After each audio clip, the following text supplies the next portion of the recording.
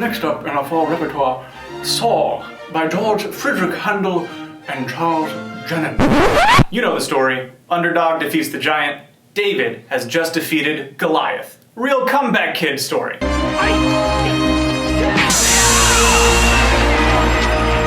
You know how it goes. There's a huge celebration. Tons of food, dancing.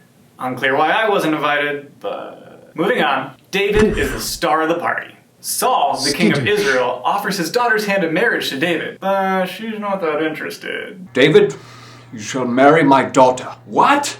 Air! Silence! Saul becomes super jealous of David's popularity and orders his son Jonathan to kill him. I'm gonna need you to do me a favor. I'm gonna need you to whack him. Jonathan, though, has already pledged his devotion to David and is maybe in love with him? What? No way, he's my bro. Saul goes a little crazy and visits a witch to raise the ghost of Samuel. How you doing? Some really weird shit happens, and then the ghost of Samuel.